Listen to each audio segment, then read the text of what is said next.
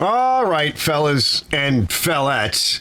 So let me tell you about this machine and what we're going to be doing in this video. So do it in the intro. So if you don't want to watch it or watch some part of it, first of all, it's going to be in chapters, right? I'm going to try and lay this out in chapters. This is the Honda EB6500, and it's, you know, electric start, battery start. It's got AVR, it's got a GFCI system on it, it's got auto throttle. It's an older machine, and it's been left to sit out. We'll get to that in a minute. But this is an expensive, kind of sophisticated machine. It's got a lot of features on it, and it's been sitting out a long time. Friend of a friend, right? He's a previous customer. I can't charge a lot on this. I know it's a long video, but there's a lot to do. And so I went over it, gave it a good super clean, got everything cleaned up because it's been sitting. My job, our job, is to go over this whole machine. And it really doesn't need much, but its biggest problem, I think, is really the carburetor. And, you know, we kind of have a rule of thumb. That's probably the largest aspect of this video, is the way the carburetor is mounted. The additional electric pneumatic servos that help to control this, they're also connected to the throttle and the carburetor, and the carburetor was really bad. Tools, basic cleaners and everything, plus a little bit of surprise of using some super clean, not just on the outside, but to clean the carburetor. And you'll be surprised how bad it was and how well it got cleaned up. So this, again, will be in chapters. So they don't necessarily follow consecutive. I'm not going to rearrange it. I take this machine, as you'll see, apart as I go. I inspect everything. I may have to divert because certain things are in my way. I go back to an old saying I used to have, is that, you know, you go to do the brakes, but, you know, then you realize that the ball joints or a tie rod is no good or something else is wrong. You got to go deeper. And so it's while you're there, and maybe you got to go in to get the ball joints, but since you got to take everything apart, maybe you want to do the brakes, maybe you want to do this while you're there. And that's what I do in this video, is I go through everything. We're going to pull the flywheel cover off. We're going to check on that. We're going to readjust the ignition. We're going to do the valve adjustment. We're just going to kind of go through this whole thing. I saw recently a very similar Honda model to this on Marketplace and they were asking about $1,000. And if you think about it, this was a very expensive machine originally, and it's still in very good shape, and it's still a really great machine to have around. These are expensive, especially today, right? I mean, when this was sold, it was cheaper, brand new, than compared to today, because everything is just, you know, hitting the toilet. So, and then, of course, like this, I have a storm. We have a storm in the Northeast this weekend, and it's pretty nasty. It was supposed to be a lot windier. Unfortunately, it's bypassed that. But what we've seen, where in my area, is that, well, you might have a generator and you're asking $400, and it won't sell. It's like a snowblower. I couldn't sell a damn snowblower really last year. It didn't really snow much. Try to sell, a fire in hell, right? Who cares, right? Or snowball on the North Pole. Like, nobody wants it. Until the moment comes where, if you're not prepared and now you need a generator, and then all the box stores are sold out and you haven't gone over your machine, and this took me like a week of fooling around with this thing to do. That's why the video is so long. There's a lot to try to do to fix up an old machine that's worth it. And at some point, same thing with the snowblowers. I mean, I had one year, some guy offered me $400 for this little piece of crap, and there's just nothing around. It's the same thing with generators. It's when the crap hits the fan and you really need it, suddenly there are no more, new ones around, and somebody's asking a lot of money. You don't have one. It's a big problem. So you might want to check out this video and pick the sections you want, or when you have time, watch the whole thing. It's just a great machine. Again, with the GFCI and all the different outlets and circuit breakers, and it's a Honda. This was made in Japan. The quality is there. Let's get into it.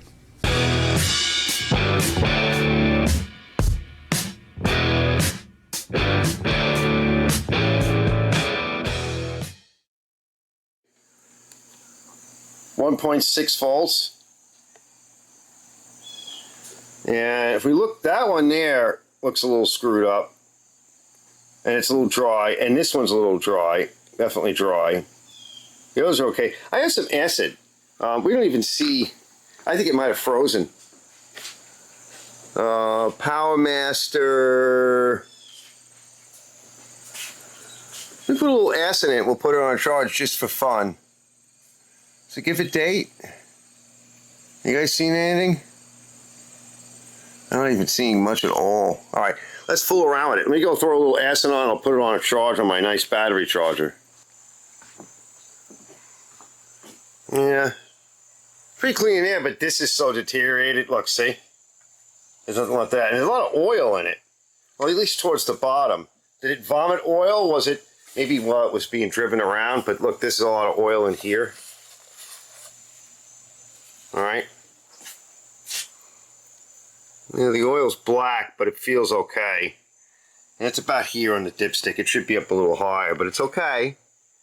That'll run, so we can use that to test. What do you think? Came off good. I put a little my sweet sauce down there, like transmission sauce. By the way, I like these. Right, it's got the lock on it, right? So, right, once it's kind of on there, at least here. I mean, these were the cheaper Craftsman's, but you know they weren't all that cheap. Just long ago, it served me well. I mean, it's always done good. Oh my. Let me get you in with the other camera. So the tip's white, but it looks like she started pulling some oil in or whatever. The plug's in good shape. It's a Champion RN9YC. Let me shut this off. Let me get the other little camera in and we'll get a little closer look. But it's not terrible, but I think she started sucking on some oil. But the tip's getting white, or was white, or maybe she was trying to clean up. I don't know. Let's see it.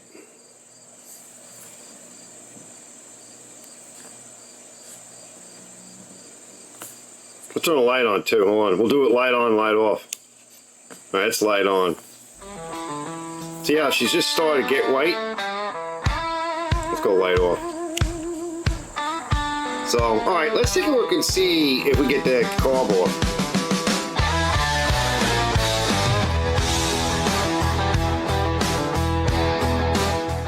Looks like 8 millimeters on the outside. That's probably 10. There's probably another one underneath here, which we can't get to. So this nice air cleaner is in 3 pieces, actually. So it's the cover, which is metal. Then it's this sort of plastic baffle piece. And then it's metal behind. So we have to take this piece off, this plastic piece off next. So let me go do that, and then I'll remove the metal piece as well. I gotta get in here because this thing's in my way up here, so it's kind of hard to see. We gotta get this up out the way. I got some of my lube on this side. Let's get some of my release agent, tranny fluid. Let's see if we just pull it up. This is in the way. Should be able to just pull it up. I'm seeing oil in this area here, so I don't think that's just from transporting it, unless he turned it or dropped it. But the plug, it's got a lot of black carbon on it, and that's why I'm thinking she burned this oil. So that's a bit of a concern. Why would that be? That really shouldn't be a thing unless somebody overfilled it. It's not overfull now. Maybe that's why she started cleaning up. So this looks like it's something that helps hold the fuel line in. The nut back here. Must be a stud. Yep. It's well built. That's got a little grommet on it. If it was a bad air cleaner, now that air cleaner coming apart, it could have sucked stuff in. So what I'm seeing is it feels like the choke is stuck. That is definitely not wanting to move. Yep. So that's stuck. So the carb is jammed. Yeah, because that's what my concern was. Throttle is moving, but I think the choke is stuck. Now that could be helping to suck in. Yeah, that's jammed, fellas. So this bracket's got to come off, and that bracket is holding on a number of things. So we have a fuel line coming down through here. Let me get that fuel line off. This bracket, there must be something else holding this bracket in. I wonder if this dash pot is working. That's a vacuum pot. Feels like it is. So that's part of a choke pull off. Alright, got this guy off, which goes here. Let's get this one off. And I think there's fuel in it. There's a little bit of fuel in there, right? We'll dump that in a bit. Yeah, there's still a little bit down in here, probably in this reservoir area. We got to get that out. We'll check to make sure it's all okay in there. So now this is looser. Put a little bit of my lube on it. And it just lifts right up. And you see that pin there? That goes right into that hole there. And that's a vacuum control pot or dash pot right here. And I think that's part of the choke pull off. But this is definitely stuck. See how I don't want to move? And I don't want to break it because up here is plastic. But that does not want to move. So this carburetor is jammed up. You might need a new carb. Let's get some more of this on there. Again, as excuse me, acting as a release agent. We'll get that all over. Throttle is working, or feels like it might be. And we'll slowly work to break it loose. I also want to get back into the gasket area. This wire, maybe I want to pull this wire off from here. So it's over in this area here. Yeah, this is really in my way. So I think I'll pull this off.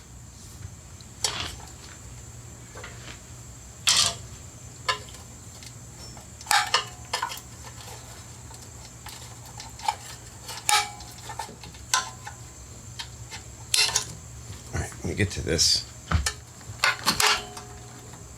They're in opposite directions. We still got the throttle rod here. Let's get that spring up. And the throttle rod has to be turned enough to align with the slot. So we'll see if we loosen it, if that helps.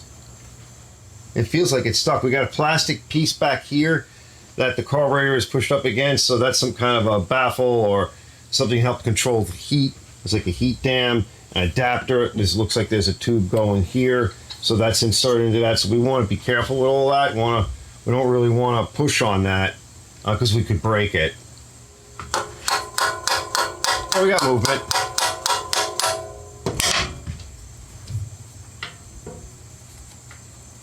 There we go.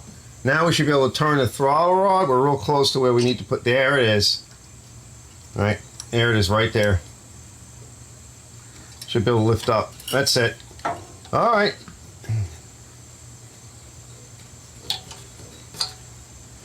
There's our carb. Let's go bring it over on the bench, take a good look at it. I'm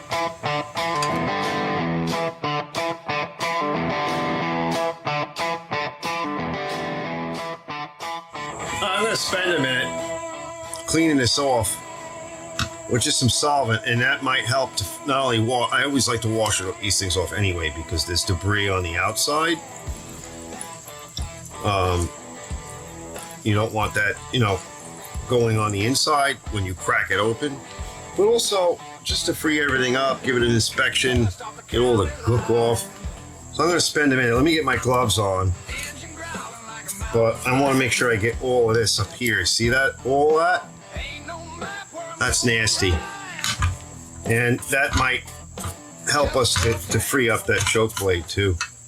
So I've been trying to let this soak a little bit and also hitting it with some gum out. And then I pulled the cap off the top for whatever that's worth. It's really stuck. So let's see. So the throttle's okay. So this is the face, and the wire's coming to our right. Let's pop this guy off. Let's see, can we get it off? Nope. All right. All right, I got it set up. best way to do that when it's like that, either other than chuck it in a vise. Hold on. Yeah, I already got one chucked up. You don't want one with too much power. So let's see. I'll hold it away.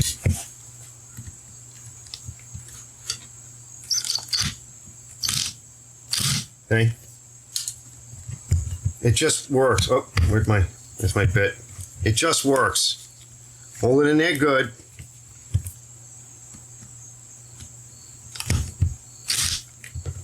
All right, now we can pull it off the rest of the way.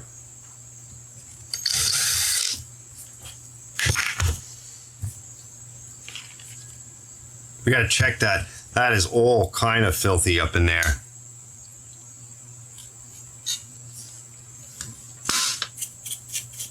So, yep. Now you don't want gum out on that because you got a little O-ring there. We need to, or it's like an O-ring. It's a seal. So this may not be working. So we might need one of those. That's definitely plugged in there. Oh, we got it. See? It's just, you know, you let it soak. I walked away for a little bit. Just go slow, let it soak. Let's see what that is.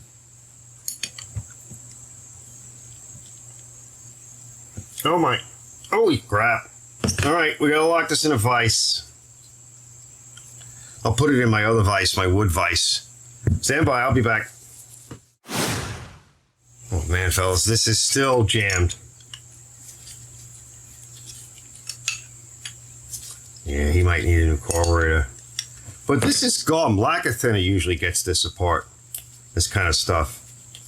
But you know, you can't have any O-rings or rubber parts or anything in the way. Oh my.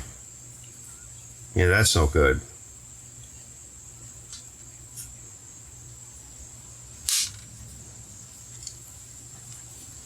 Yeah, this thing's shot.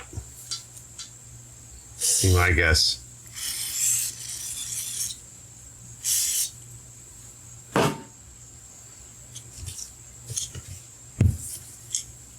So, choke, front, your idle screw, or whatever. This might be a bowl drain, excuse me.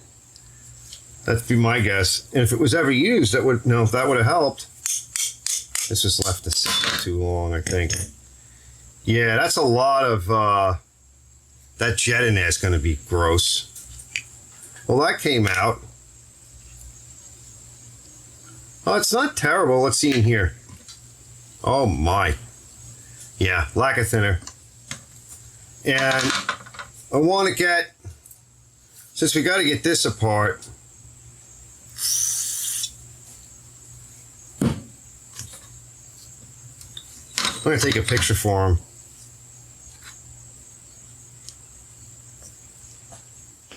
I sprayed some gum out down there and also my tranny sauce, which is just a mix of transmission fluid and gas.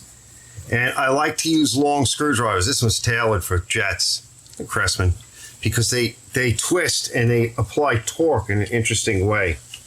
You don't get that with a short screwdriver. So let's see if we can get this guy out.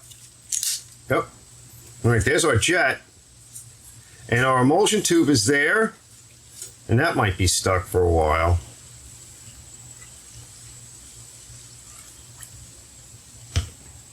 Let's see. Can I get in there and pop it? I need a bigger screwdriver. Might have to let it soak for a while. They usually come out, but that's not always the case. That, you know, I don't know the carburetor, so sometimes you'll see them, they're pressed in. Yep, it wants to go. But it's stuck. But it wants to go. Okay. Let's shove something in there. We can pull it. You can give it a few washes.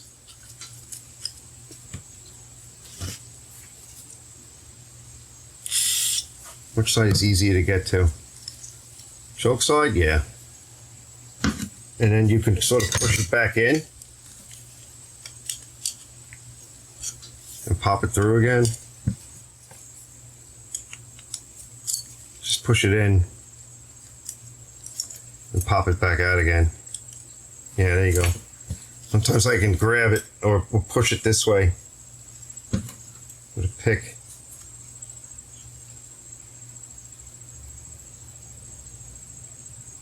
But we may need to soak it for a while.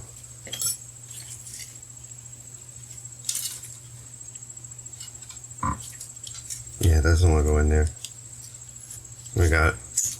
Got it. Yeah. Oh boy.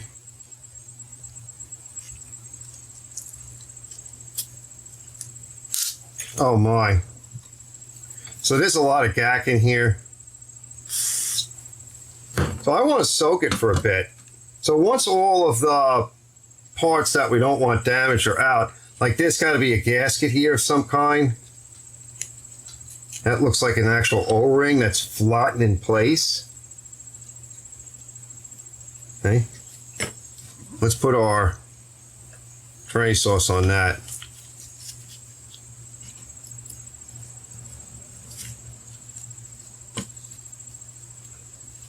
I have done where if you can't find the original gasket kit, sometimes you get lucky. We'll soak that in it, it'll freshen it up.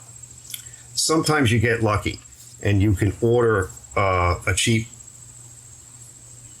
I don't like putting gum on this, but we need to loosen it a little bit. And then we'll put this on. You know what, a cheap carburetor, and sometimes they're the same size. They don't have to be. There can be subtle differences in how they get around patents and stuff. We need to check that with one of our batteries.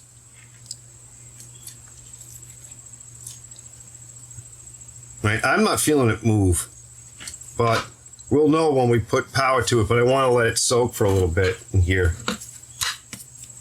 We need that guy out. Let's see what it is. Here's a mark. Let's turn it in. Now it's out about, we can measure that.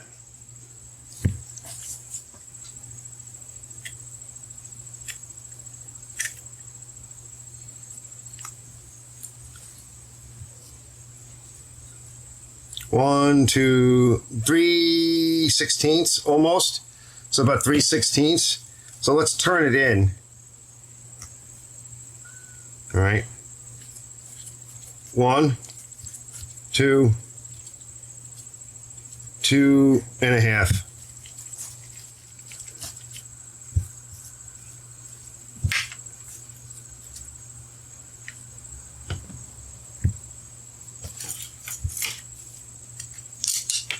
That's an adapter.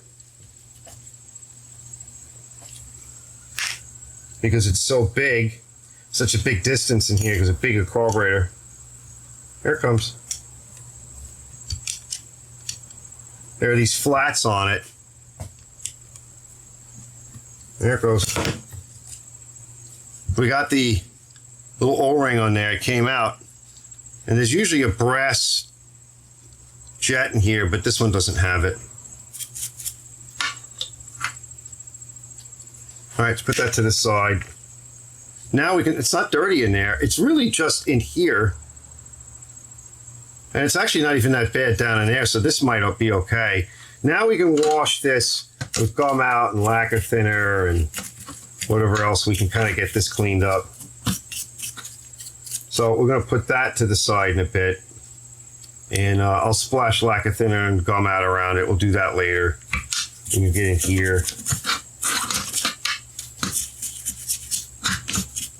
Yeah, she's not bad. We just need to get this clean now. So these guys, let me get my little container. There's already a little bit of lacquer thinner in here.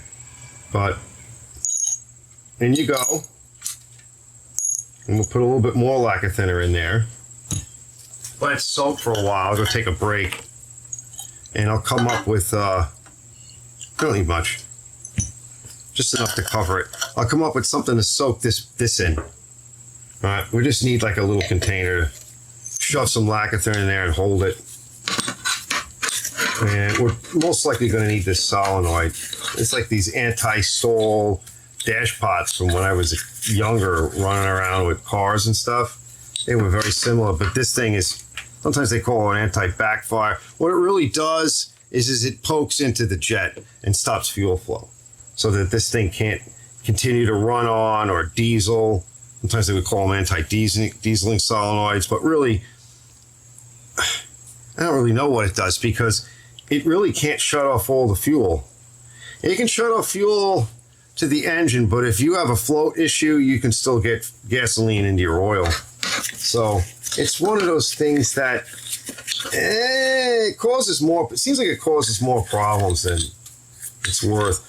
Unless you're trying to control it with a computer to do something new, like shut the engine down in case of some kind of issue, like low oil or something. It might do that. You could tie it into a circuit that does that.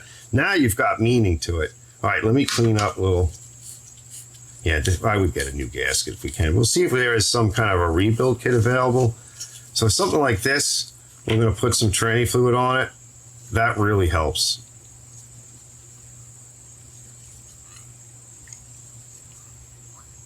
Yeah, that will really help. All right, let me go see what I can do. I'll be back in a bit and clean up a little bit.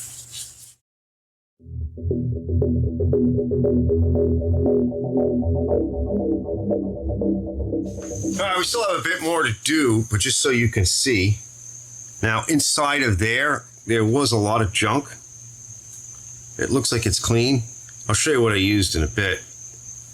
I might want to run the brush in there one more time. There's your emulsion tube. And I want to show you. So I have the size that fits almost all of these holes, but right down here on the end. This is a little pin, like it's a keeper or a lock for Tecumseh needle. And it fits in there real good. So this has all been pushed through.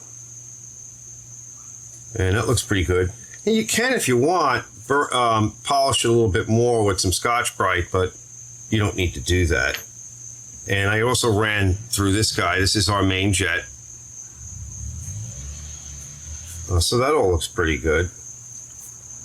But yeah, if you want, you can run it through one last time. I don't know what size it was, so we'll have to figure it out. But that feels pretty good. You know, this is sort of twisted, so it's got like ribs that'll help clean it, but it's polished pretty good. And I don't think there's any issue with this. Gonna just give it a bit more of a polish, but that looks good.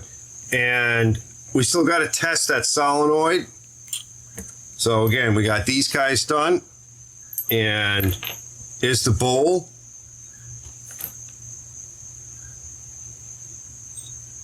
That's all nice. So I use two different super clean products, and of course we got everything out from here. So we did the wash first, and I did a little bit of gum out, and then I rinsed it. Of course, I ran my brush down in there. Then I hit it with some super clean. Let me show you. So this is like about a 50-50 mix of this super clean concentrate, degreaser. You don't want to leave it on there too long. You got to monitor it because it is strong. It is 50% roughly. And then I finished up with the oil wheel cleaner, which is a kind of an acid. So I know some people have issues with it, but they're not using it right. And they're sticking it in a tank, or letting it soak, or vibrating it and heating it, and that's not how you want to use it. These things work pretty fast. So all this looks good. I did not take out this jet here. I don't think we need to. That's your idle jet, but you remember these things don't really idle per se. That all looks good. We still, like I said, we still have a few things to do. We're going to set up to test this guy in a minute. And I'm still missing, I think I'm missing an O-ring. So for this here, that's our nut. So this is the seal that goes here. But the seal that goes here, I think was an O-ring, fellas. This feels like an O-ring. But it's very flat.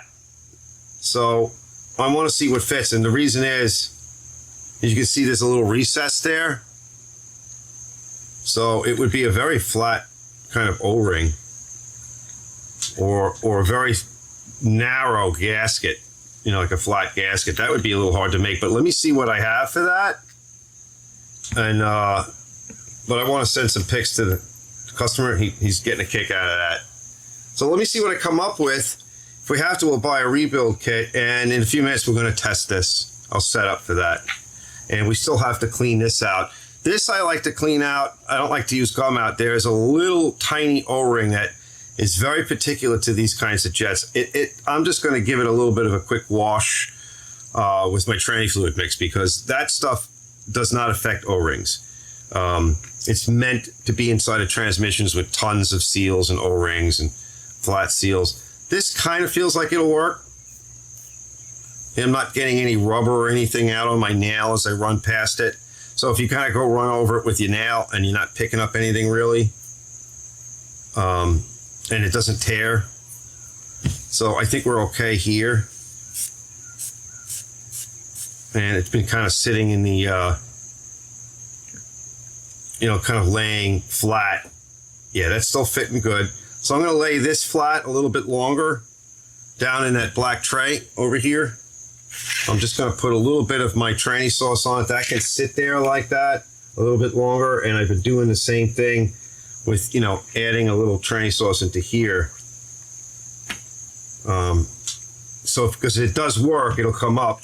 And then, yeah, for the next few minutes while I'm doing a few other things, we're going to let this soak a little bit longer. All right, and here's your bowl drain. All right, we'll just kind of clean that off with a little bit of Scotch-Brite. And I'll get ready to put it together in a few minutes. So, but I want to go see if I can find some kind of a seal. I mean, I can make something, but that would be difficult. But I may have something. All right, this is a Briggs bowl kit, I believe. Although there were some issues with that. I had ordered some stuff that I think that says it was for Tecumseh, and everyone I looked at was the same, and it was really a Briggs kit. So I still don't even have the proper stuff for Tecumseh I was trying to get, because I was doing a bunch of Tecumsehs. I just wound up buying carburetors. But here, yeah, a whole nother nightmare. That's a separate video I'm going to be releasing. But it seems to fit here pretty well. It's another little step. And we'll see. If not, then let me see what O-ring I have. So that's a possibility. Because this thing, it doesn't feel like paper. It feels more like plastic. But let me see what I have. See, because it's got a little bit of a spring. All right, it's a big metric O-ring kit. So this one here, I think that's going to be too big. See how it fits? It doesn't quite fit in the reset. Let's see. I think it's an O-ring. It's sloppy. You can see that. Zoom in a little bit more. And it doesn't quite fit in the recess. I can see it's kind of like getting cocked. I mean, it might work. It's a possibility, but... So, hold on. That's that guy. So we're going to say no for now. And this one here is this. And if you notice, that fits in that reset. Quite nice. And it's not very thick. I think this is going to work. And it goes on nice and not sloppy. And it fits there. And you can actually see, I don't know if you're going to be able to see, but you can see a little bit of black. And I can feel it, right? Yep. And the next size, which I think is too small. But let's just look. And by the way, just so you can see, like, this is nice, but it doesn't fit in that reset. It's going to push down and it's paper. So I just looked at this one here. And that's too small, see? So we're going to go with this. for sure. I think that'll work, fellas. And let me clean up and then we'll put it together. I went to some of my smaller batteries. So here. Okay, look. That's on the positive side. So we got light. All right, that's the negative side of the battery. I just put it, it doesn't matter which way. It should be fine, but we got it plugged into there. And let's just see if we can see anything. I'm not seeing anything. No, I think this is stuck.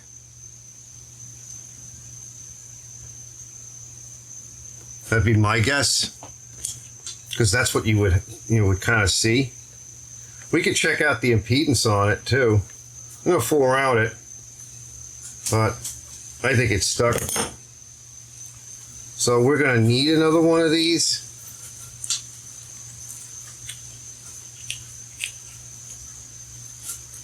Be my guess. Let's check the impedance on it.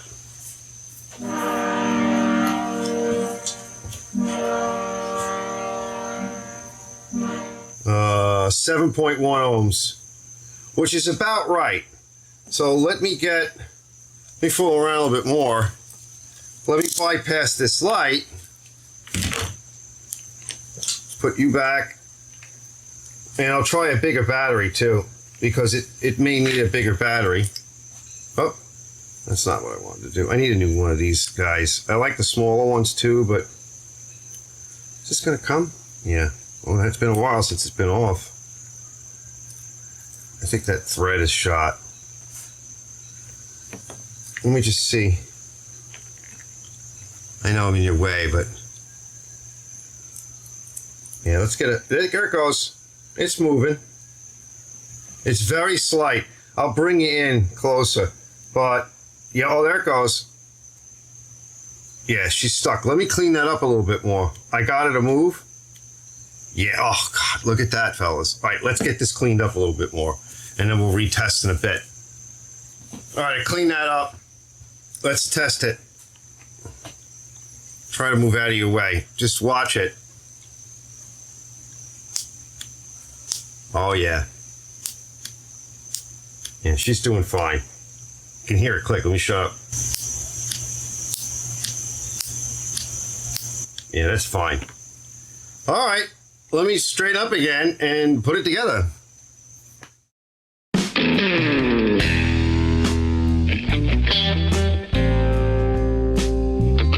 Gasket, we'll put down in a minute. Let's get our jet, our main jet, and our emulsion tube. Get that down, that emulsion tube down in there. We'll get our jet.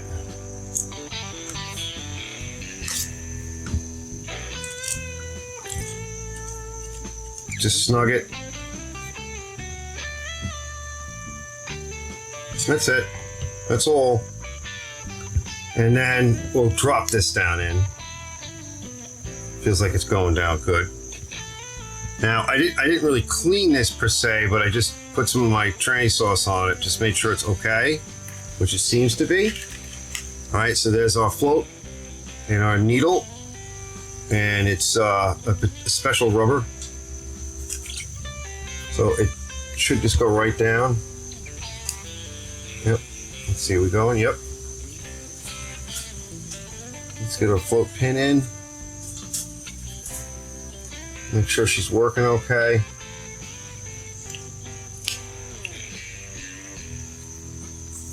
I'm blowing on it. Okay, that seems fine. We'll put a little bit of sweetener on it. Then what did we say about this? So, I don't remember now. I have to go watch the video. So the drain, this is the front.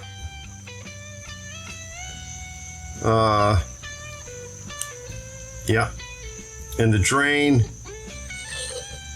was back here like that, but we can always confirm. And then this guy, will put a little sweetener on that. Everything's nice and clean.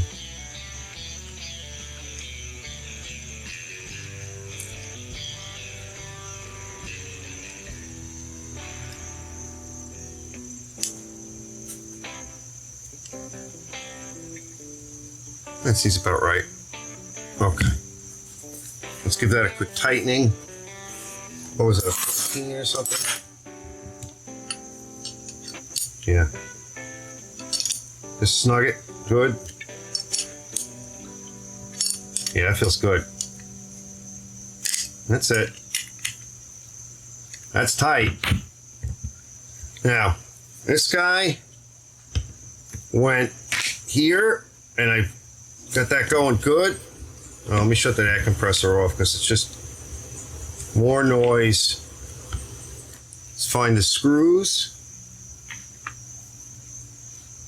And so this is the front again. I think it went like this.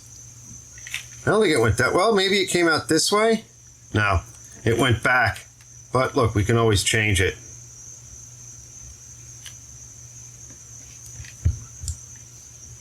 But I'll check. I'll make sure in a little bit. I'm not going to stop now.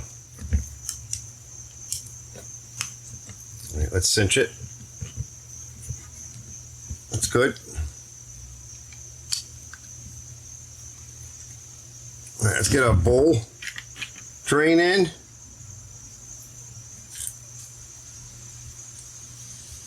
I cleaned the end real quick. This is a little loose and it's a little mashed up, and it looks like somebody actually did try to use it.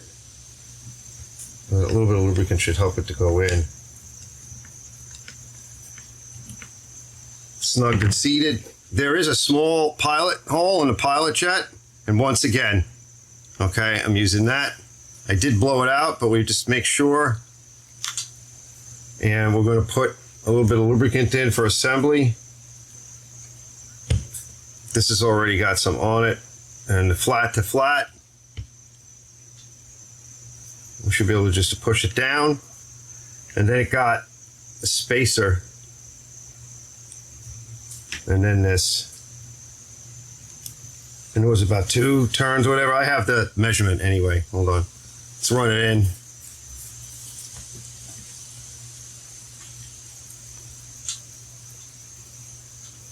It's about there.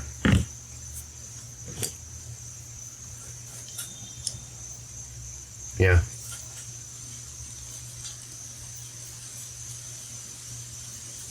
A little bit more. I mean, it's got it's an idle, so I like to bring the idles up a little bit as these machines age.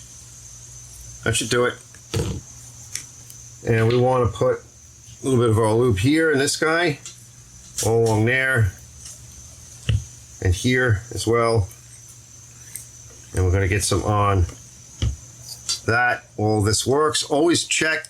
I mean, I made a mistake once. You've got to make sure all this works. I one time was like rushing through, and that was a bad idea. So that's one of the reasons why I lubricate everything. Like, I double check. It's the last step. So we can just pop this on. The last step. Oh, tomorrow we can put all this on because it's getting late. Let me close up my magic sauce.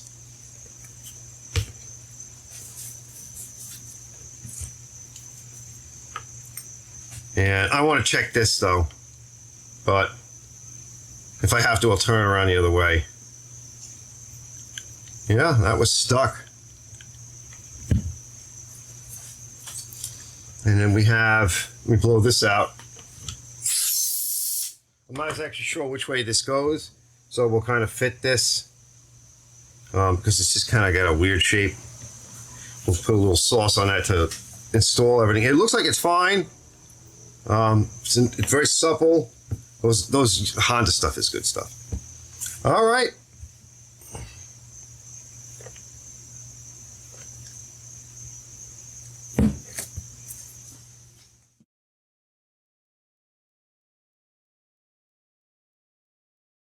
Let's see. We're down to our next maintenance item. I already started pulling this off. So next up, I'm going to pull this off first, and then we got a bunch of bolts here and around. We want to pull this cover off because it's been outside. It could be rusty and dirty in there. We want to check the clearance of the coil or igniter system to the flywheel. I'm going to check the condition of the flywheel, the magnet, see if it's rusty, see if there's any mouse house in there, whatever. Now's the time to do it before the carburetor is mounted. And then we're going to dump the tank, and then this is our sediment bowl. We want to get that out. We can lubricate this, make sure it's doing okay. So we'll see what we got when they're in there. We're going to leave this cover off because as soon as we're done with this, we're going to go over to the valves, which, yeah, you can almost see the cover. And we're going to check the valves and adjust them if necessary. And what's nice is, remember, the plug's out, so we can turn this over by hand and go through the valve events and check on all of that. So I'm going to keep going. I'm going to zip everything off. I'll see you guys in a few minutes. Can I get to that one? See, that one's on an angle. So let's see, we might want to use, yeah, that's kind of in our way. So you can see, so I want to figure out how I want to do that. I could use something else, extend to that. Let's pull that off. Let me get a cup or something to kind of drain into. Now let's just loosen this. Yeah, it's loosening up right now. Can I just do that? Yeah, there's some, I don't think there's much in there. We'll climb up top and see what we got. Well, it's not really old. And I'm not seeing any water in the reservoir. Just a little bit, but nothing I would write home about. With this off, it should be okay. Yeah, but that's just the bottom cup. All right, we're going to come back to that. Let's just tighten this. That was a little loose. Let's tighten it a little bit more. See, these are nice. Let's see what else I can do to get this off first. All right, if I can just kind of get in there. I just like to put tape around that whenever possible.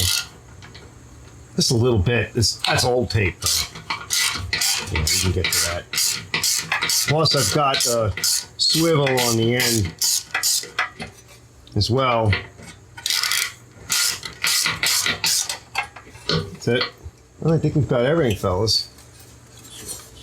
That's kind of stuck underneath that bracket for the starter, or I don't know what that is. So yeah, we're stuck underneath the bracket. I know, I'm sticking my head in there. I don't know what that is. That's another solenoid of some kind. Can we loosen that up a little? There we go. I don't think we need to take it all the way off. Yeah, we don't need to take it all the way off. Or I don't think so. We'll find out in a minute. It's loose. If we finagle it, yeah, I can loosen it a little bit more. So yeah, it's dirty inside, but not terrible. So let me just freshen, there's our starter motor. And we're going to try to squirt some chain lube down up in there. And then I'll blow this off. It's not bad. It would have been nice if it could have been washed.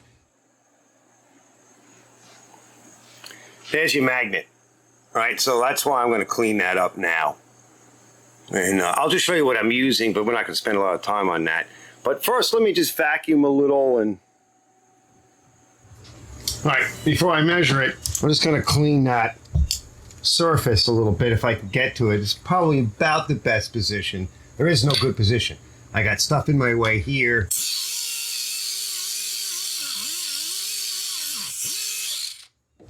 All right, because we got the fan here, the fan overlaps considerably. So the magnet's down here. So I got the blinky light on. So this is a 12 thousandths. That fits nice. And, well, this is a 10. So we know that goes. And this is a 14. That's a little bit much. Let me see if I can find a spec on it. Let's move the magnet up to here. And that's a 14. Can I get it in there? Oh, maybe not. That doesn't go.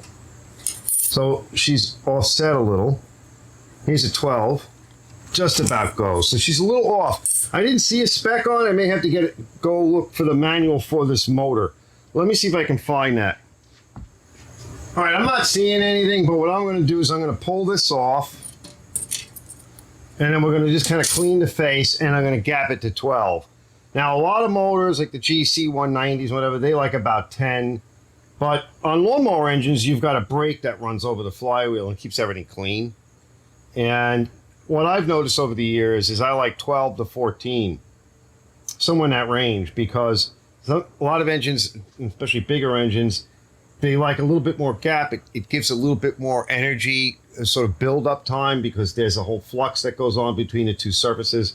And of course, as everything gets rusty, this gets rusty, the magnet face gets rusty. That can interfere with that.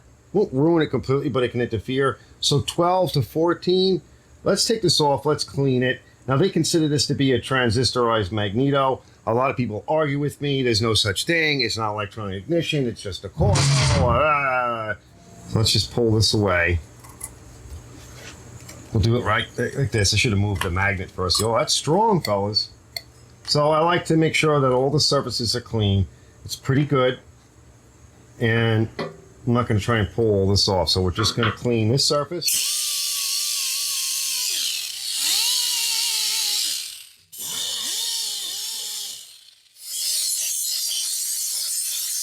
Spider's nest or whatever. Put a little bit of chain wax. I'll get it on the magnet too, but I'll wait for that.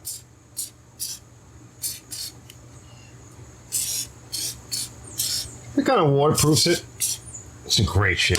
Let's do our bolts. Like that goes back. Wire in front.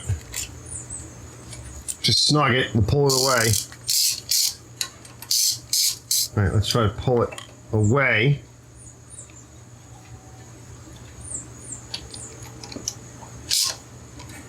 Snug it up.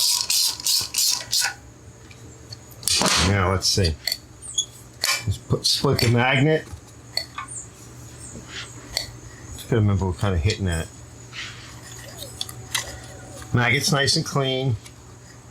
All right, straddling the magnet. I think we'll do 14 because one side was 14, and that's not bad. I mean, 12 would probably be okay too. And now we're going to release it, let it pull in.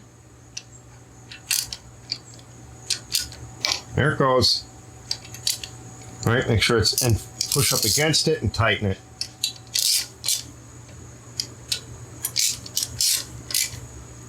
Okay, now this is stubby 1/4 inch, so that's what I like. That's tight. These are still small engines, so it's tight. Okay, done. All right, just that simple. Now, another thing I want to do while I'm here, let's get that out. Watch this thing is, there it goes. Now while I'm here, you can spray the whole flywheel with this if you want, but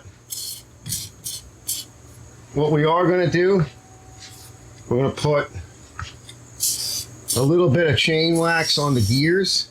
I'm going to try to sneak some oil into that starter motor. A bit of regular grease on, and it'll roll around. Now I can come, might be able to come from the other side, but I want gravity to do a bit of my bidding.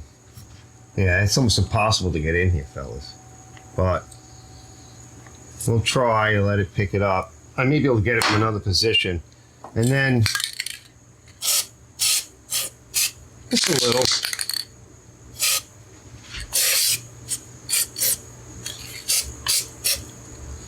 That should work. Just kind of get off the excess. It'll burn off, but you know, we don't want all this goop on here. All right, we're done here. Let's now go to the valves. I got the specs on that already. Let's turn this. I'll be back in a minute.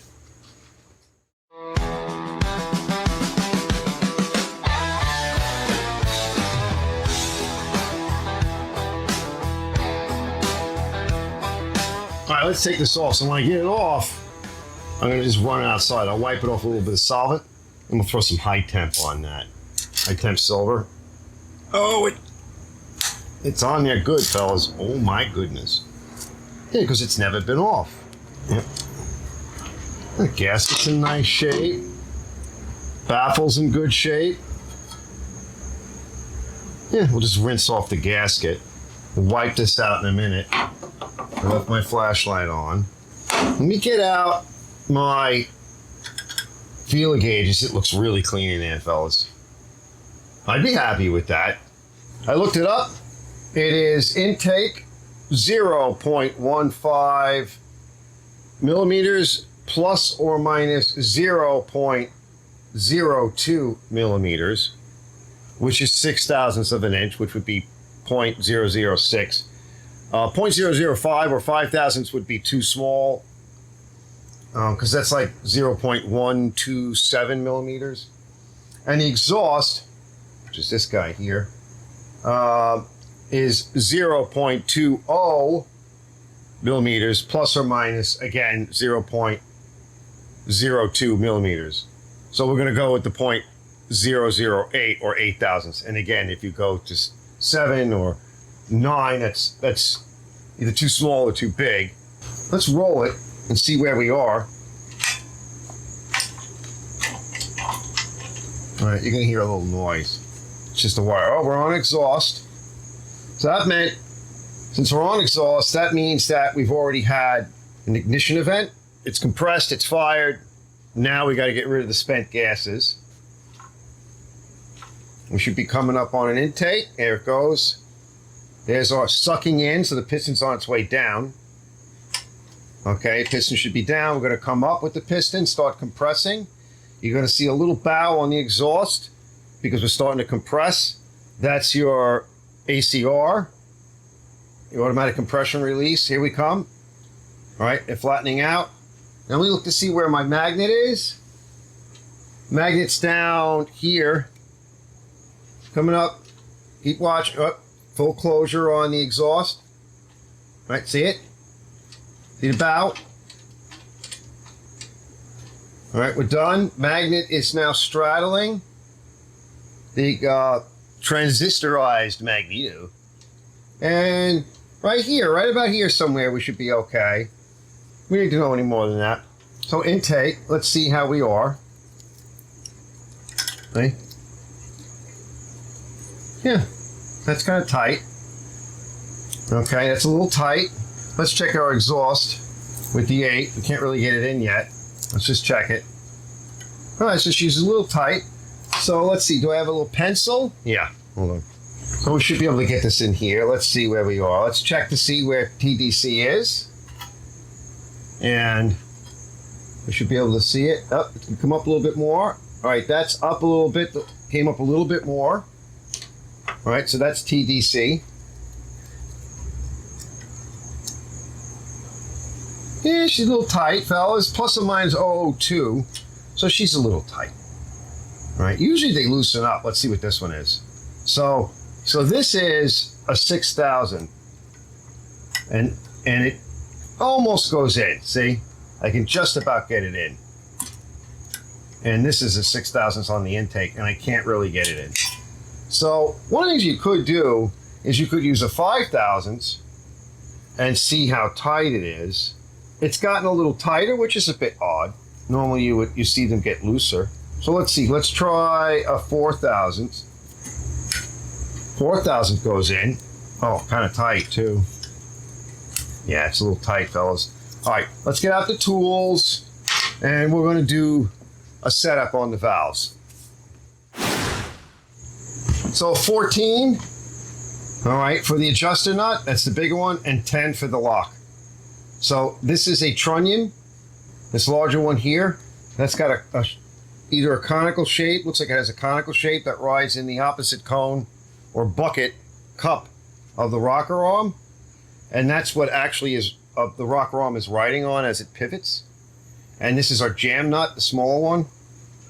So sometimes, like I often tighten them this way, but sometimes I like to call it adjust to tight. So you're always trying to engage these nuts as you're adjusting into where they jam up, rather than adjust it and then try to jam it up, right? So let's see if we can back it off a little bit. Yeah, we can actually back it off a little bit. We want to go slow because now we're de-adjusting or adjusting counterclockwise, shoving everything together. And let's see if that did anything. 5/1000 now. because we're real close. Yup. Yeah, that helped a lot. Yeah, that's 5/1000. No problem. Let's see if we can pull it back a little bit more. I don't want to keep going too much because I don't want to snap anything. Yep, we got more. Now let's open up, let's go to a 6/1000. Now this doesn't always work, but it's something I try. So here we go at 6. We have a plus or minus. That's 0.02 millimeters. Yeah, we're good. That's 6/1000. We're fine there. So we don't have to do anything else there. We'll actually go to our 7/1000. Let's see if we can get away with that here. Go slow. Oh yeah, we can do it. So now we're always maintaining that friction up against that jam nut when we do it this way, but you only can do it if you're like a thou or two off. All right, we're in, but it's still a little tight. Again, you got that plus or minus. Yeah, we're good. Yeah, we're fine. All right, that's it. We look good. That was simple. On the baby. On the baby.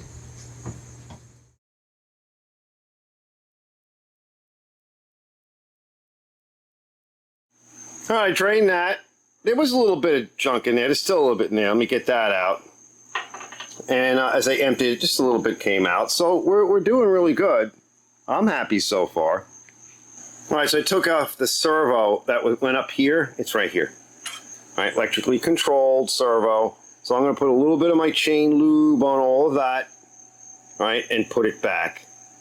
And it's again, it's another stop control, and it just bolts into those two places there. So let's get that lubed up, and I'll put that back.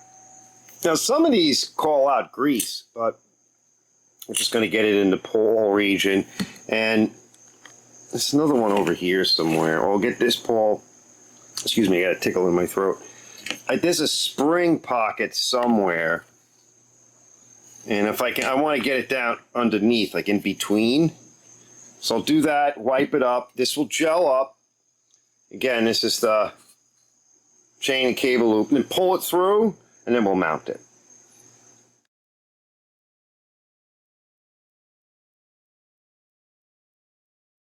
Get this car back on. Let's see if we can figure it out together. Without watching a video on how it came apart, right? So this piece here, we got gaskets on both sides. So there's no gasket there. And I lubricated all of these joints here. So we got that. We know we got this guy here. Remember this? This hose, this fuel line, suction line. Don't forget we got this, so this would go on the face.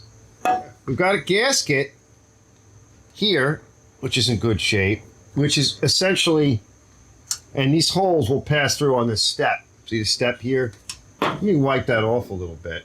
I'm going to use a little bit of my tranny sauce.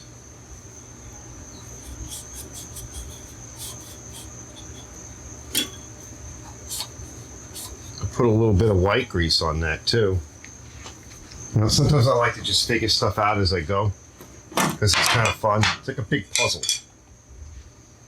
So let's get a little bit of white grease on this guy. That way things don't get stuck years down the road, because hopefully it should be years, right? It's already been years. And a little bit on the threads, and also a little bit on the gasket, because that actually helps the gasket to seal. We got to connect the throttle, and so what we did was we pulled with most of these, we pulled it out pretty far. Now the spring should be here.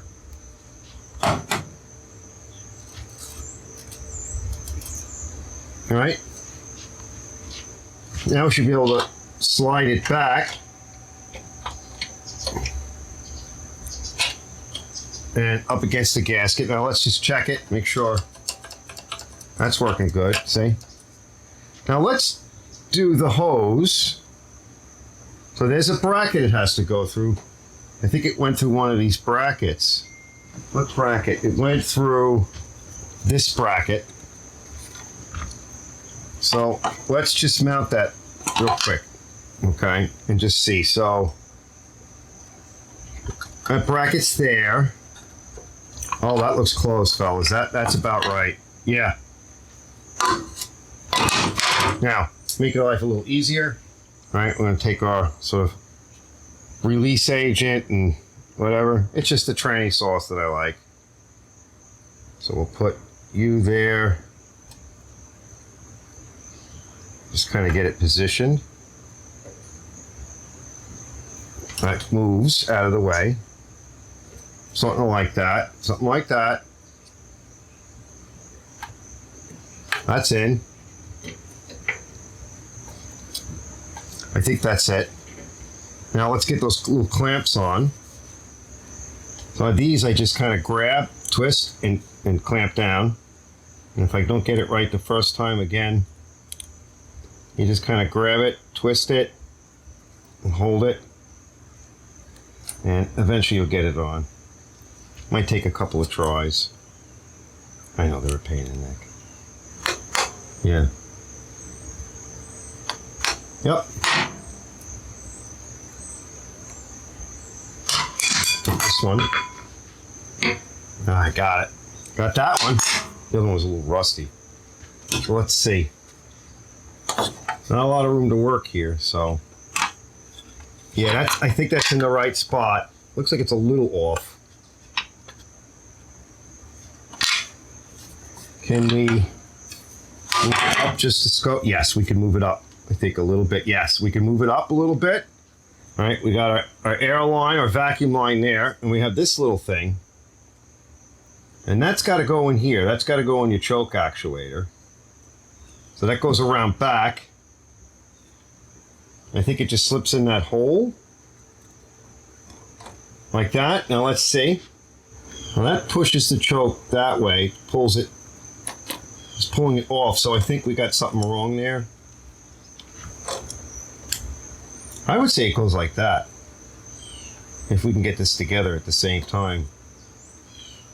Unless it got damaged.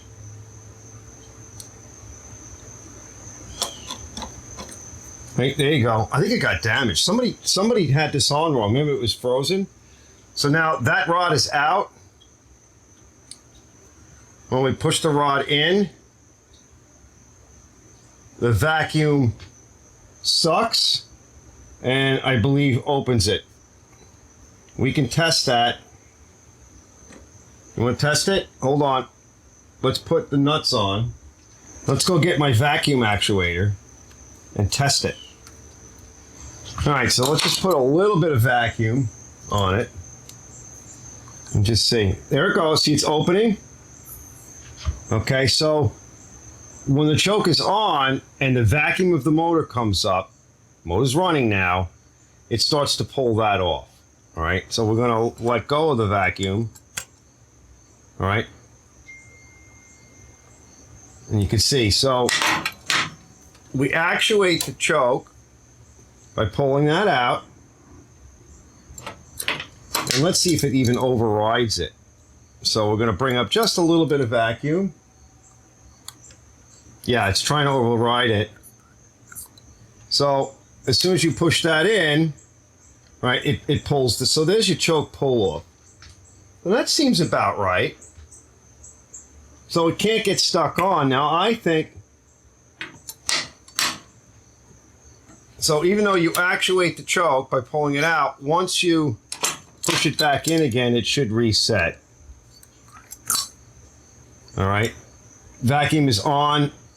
It would be coming from here, all right, from the vacuum port, controlling this vacuum servo, and we'll disconnect the hose. All right, and it does return even though I've pushed this in, but it's on that diaphragm. So the diaphragm is controlling it.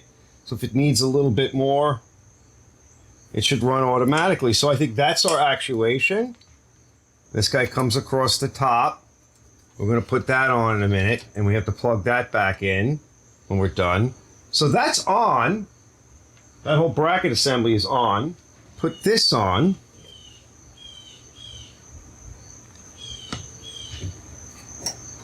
Let's do it now. Well, so we know that servo works. That's it. And this comes back here. That's plugged in. Let's get this guy. That's plugged in. And I just have to drape this down. Now, I don't really like this here. We got to plug those wires back in. Maybe we want to tie them back and put a tie wrap so that everything's out of the way. All right, so we got, this is our vacuum tube. Might want to clean that up a little bit. That comes in for the top. Like that. And we might want to put a little bit of lube on that just to shove it back in. So I'll clean that up.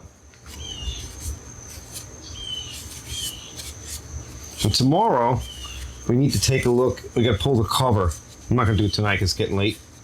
But we'll finish up a few things. We got to pull the cover off the back of the generator. And that's got to go through the grommet. Yeah, let's get it started through the grommet first. Shove it in. That's it, it's in. Yeah, goes over the plug wire.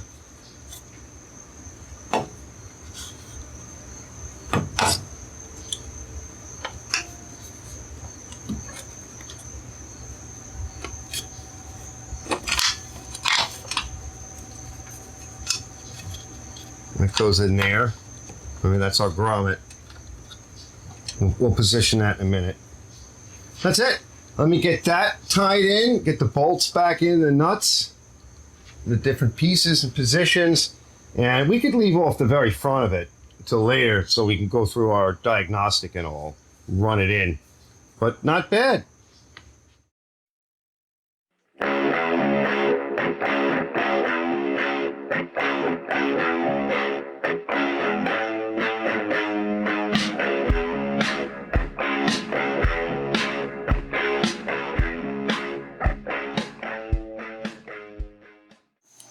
All right, so the plug is still out, but you see how that vent tube, right, that's our crankcase vent, and the plug wire goes there, the plug goes there, so that's all out of the way. All right, I got that bolt in back there, or I should say nut, so this is secure. That vent tube comes down through here. Remember, it was kind of in the way. We're good there, right? All this moves nice and free. All that's done. I'm gonna bolt this up and tie it off tomorrow. That's all on. I got that grommet back in. That's on. All tight, good to go. And tomorrow's another day. It's getting late. I'm going to go grab some food.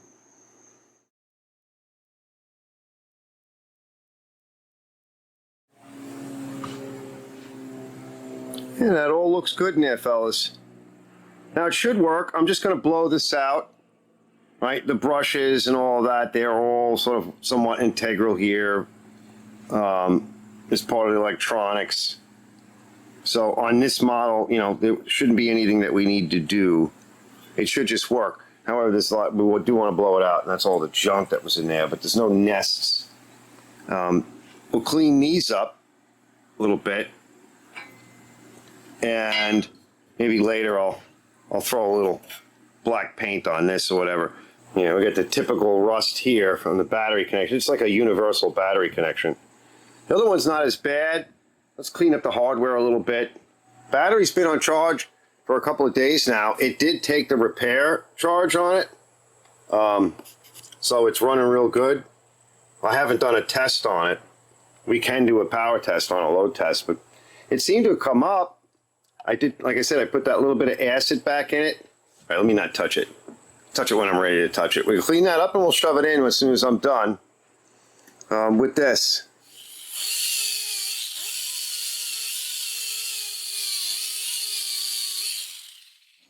All right, a little bit touch up, clean up, get all the rust off of this crap. I got these finally cleaned up and apart, and I derusted and cleaned up everything, and I've got a little bit of, that's actually lead plate, old school. Right? I don't use it that often. You got to clean it real good. You know, don't lick it. All right, it's not going to hurt you. But that's all back together again. A little bit of paint on it, or it should be okay. Let's go. Before we put the plug in, let's just go turn it over. We got this all tied up. so it's out of the way of the pull cord. I took off the other arm, you know, because I almost hit it so many times that I figured at some point I was going to run into it. And it's right where my eyes, my nose, and my forehead is. And that would not end well. That would be rather unpleasant. We'll put that back later. Oh, she's spinning over. No problem. I don't know if there's spark. So let's throw the plug in it and see what happens, right? I'll set up the other camera. And there's a lot of crap in there. Can we get that screen off? Does that come off? Yeah, it does. We can get that screen off. I think that would be good to take that off before we run it. Suck that out. Let's do that. Not bad. There's not much in there. 3 bolts that hold it on. I am going to blow it out. He just comes up around to the other side. Dump that. We'll blow it out, wipe it out. Let's just get that all blown out with some high pressure air. I'll put that back. See? It cleaned up good. I think it cleaned up real good. About 28 to 30 thousandths. And we got a little bit of light nose seize on that. That's the copper. All right. Well, let's get, and don't forget to tighten these ferrules here. They're screwed on, so make sure it's tight. If you pick up this one, it looks like it's crimped. But if you pick one up and you can see, yeah, that one's got threads. So make sure that's tight, and then let's install it. Remember, if it's a new plug, you gotta make sure that the gasket seats, it's gonna feel like it's stripping. It's not, you're just crushing the wire. That looks good in there. We're just gonna take a little bit of my chain wax, and that's it. You can also put your silicone. I did that in another video I just released. And let's lower it down. Let me push that in with my other hand as well. And so the screen's back on.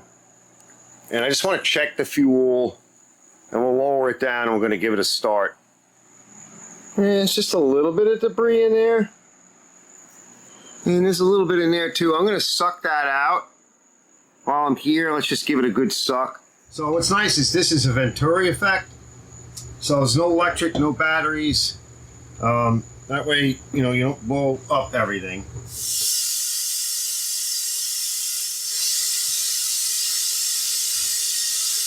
It's not bad. If you mix it about 50-50, it'll be fine.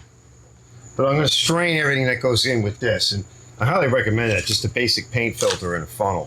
So let me get that done. I'll see you guys in a minute. We're almost ready.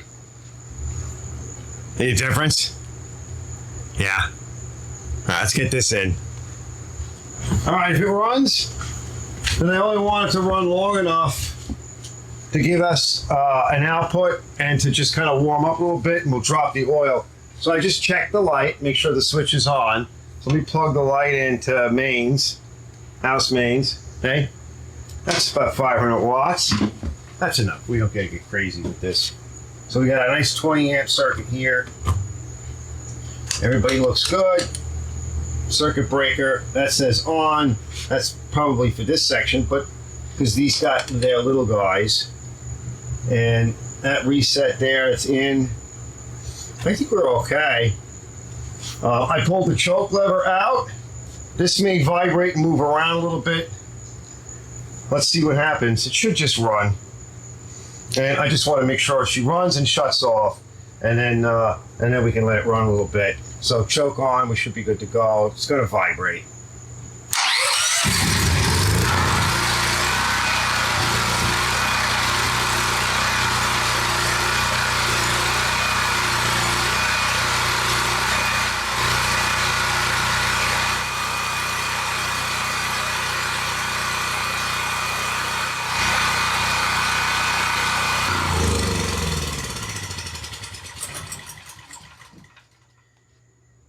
Well, she's pretty quiet. Let me bring it up and let air out in here a little bit, but she's not particularly smoky. But she's running, no problem. I don't see any issues there. When we restart it again, I'll check in here with my meter. Warm enough.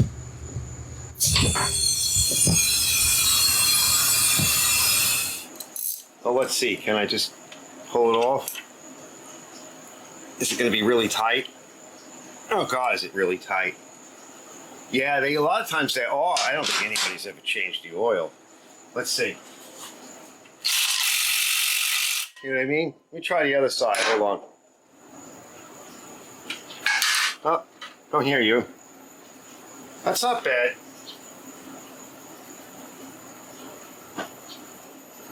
All right, let's let that drain. 1.4 quarts, I think, is what it is. Yeah, that oil feels good. Yeah, it's not even that bad. That's good. That's good sign. All right, let's keep moving. All right, sorry, air compressor's running. I'm gonna let it run. I'm gonna put some 1030 by Valvoline semi-synth high mileage.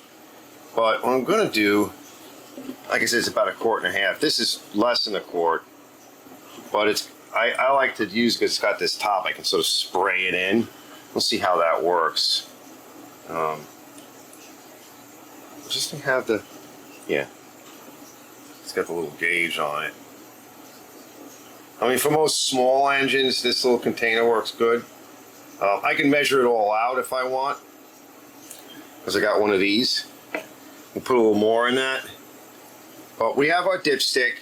So somewhere about middle of the threads, past this point where where the threads start, according to the manual.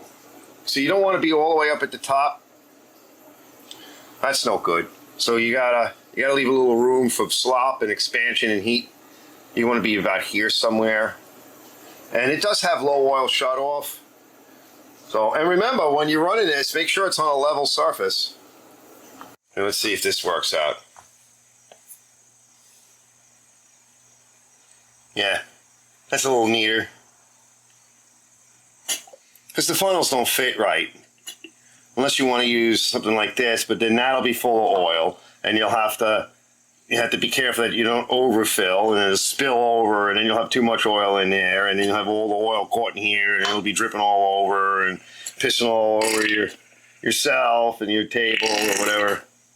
Oh, that feels good. All right, let me keep going. It's getting close. Not much more.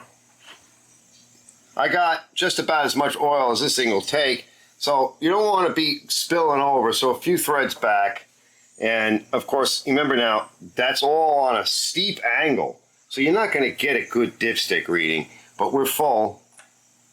And if you really want a little bit more of a dipstick reading, so we're about here. And depending upon, yeah, if you want, what you can do, it's a little higher on one side because you're sticking it in like this, right, on an angle. So, the fluid seeks its own level, but then it's such a steep angle, you're coming in this way. So if you look, one side's going to be a little bit more full than the other. So they tell you not to screw it in, but you can just go like 180 and then back, and then that'll wet both sides of the dipstick. So yeah, now we can see we're up to here, and we're up a little higher on that side. It's thin oil, so it's 1030. So look, the dipstick is really to see if you're using oil, it's been a while, they want you to check it before every use. It could come down a little bit lower. You may not be able to see it. You can stick your dipstick in there and see. Listen, if there's nothing on your dipstick, either the motor won't run because it's low oil, or you might see a little bit of wet on the dipstick. And if it's black, that's another thing that the dipstick is good for. If it's getting really dark, check your manual. Download the manual. These manuals are so good. You got general operator's manual and you got your service manual. So whatever you don't see on one, you can find on the other. All right, let's go to the next step. Let me clean up a little bit because now I got oily goobers all over.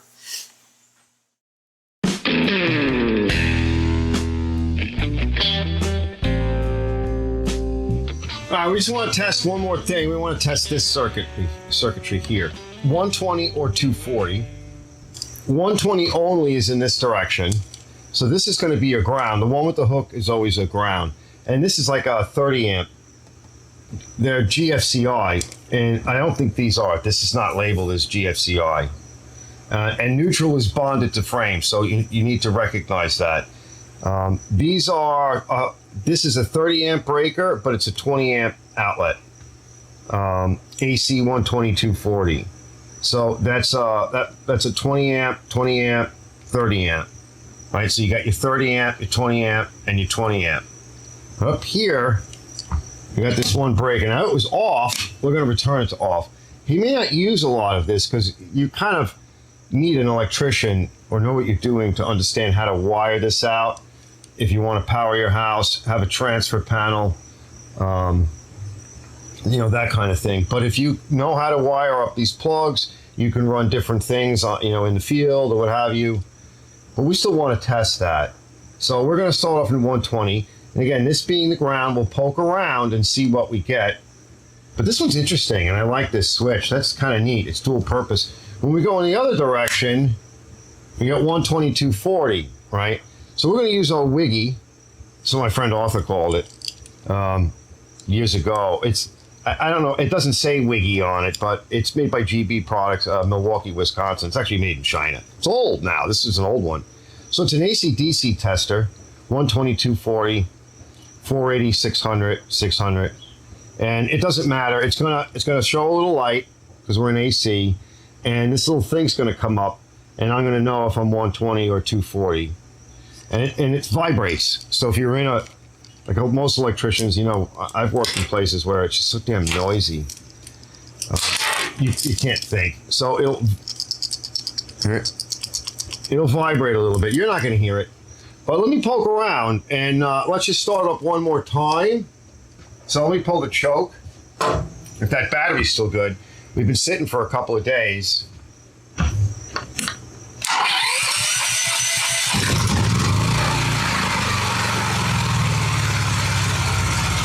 Now it's on auto. But auto throttle, which is nice. Oh, didn't like that. Let's try it again. Let's give it a little bit more choke again. Now, I guess that can be adjusted, but that's actually driven by solenoids.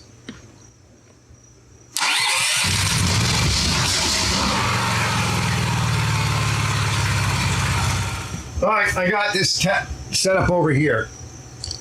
You may see it, but it doesn't matter. I'll call it out, and I can see it. Now, we're going to start it back up, and then we're going to plug in this 500-watt light, and you're going to see it'll come up in RPM. That's a good test to make sure, right? So it should pass that test as well. We have it set to auto throttle, and I'm not going to choke it again. Let's see if she just runs. Comes down to idle. Sounds good.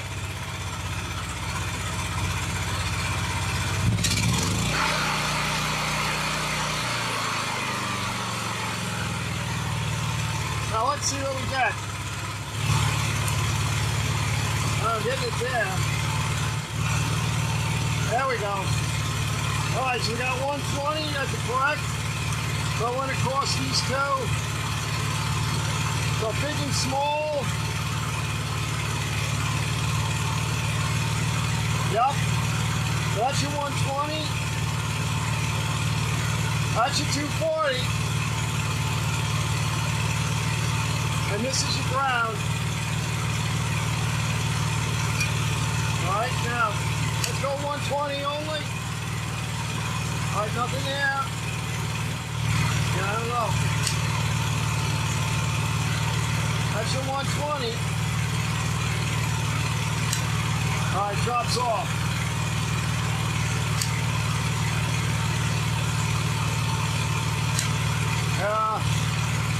Drops off.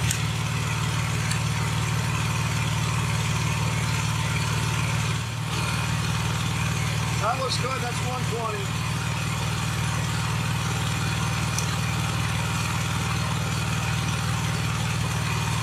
All right, let's shut it off.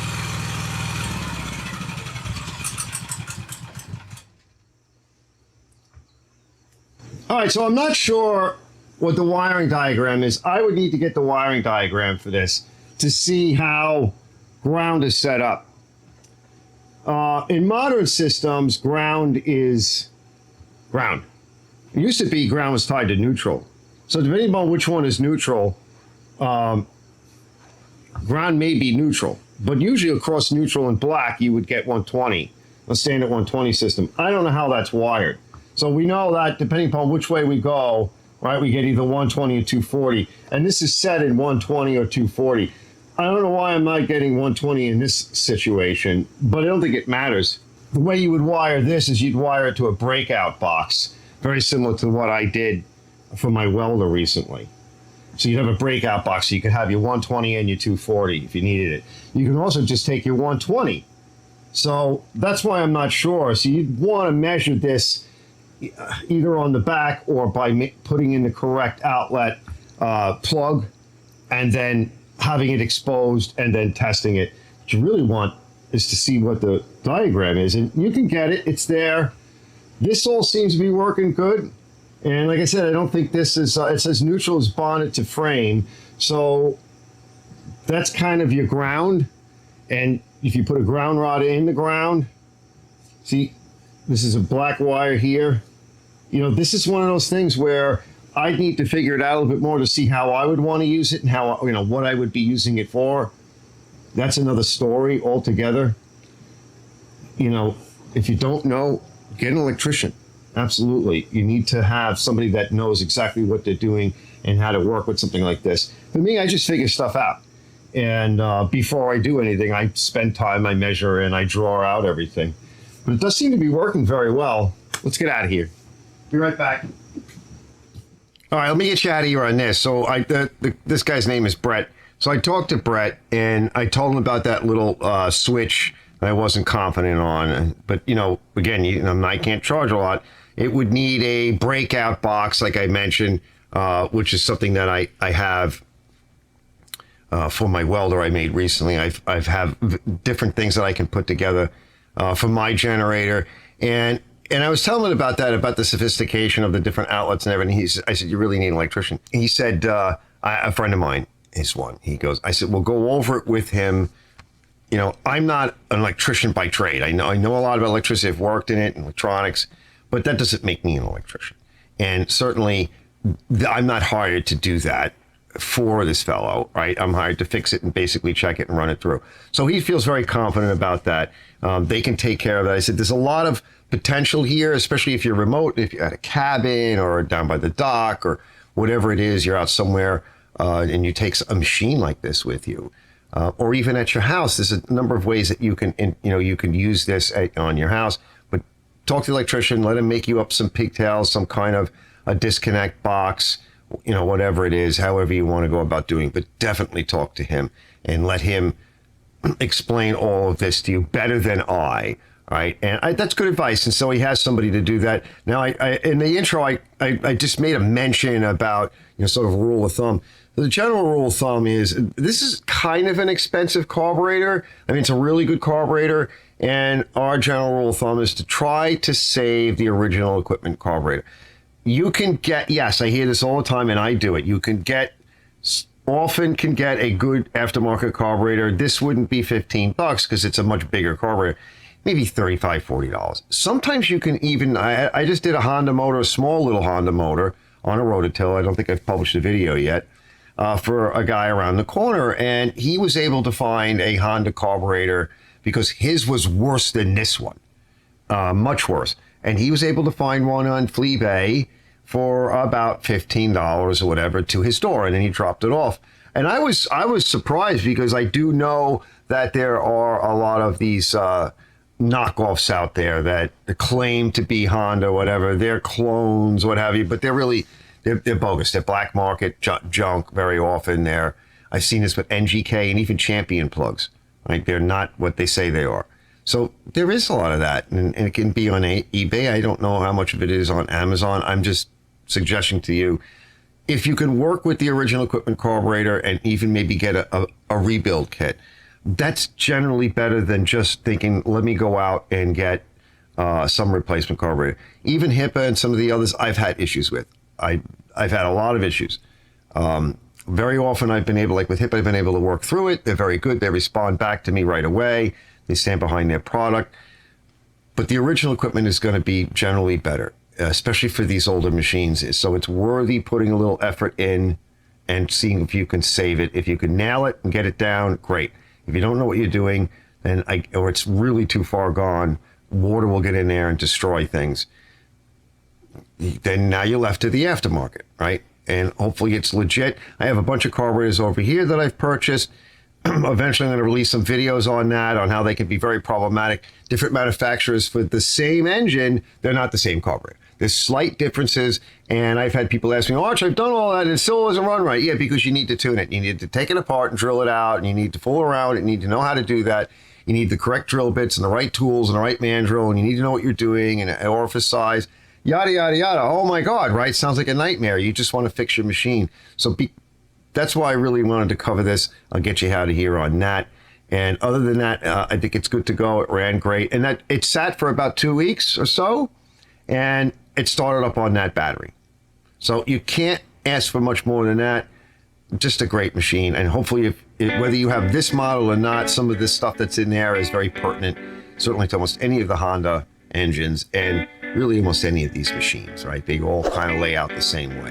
If you're looking for quality, you're going to pay for it, and it's usually worth fixing and keeping it around. So thanks for watching this episode. Hopefully it was helpful, and I'll see you hopefully next time on Arch's Garage.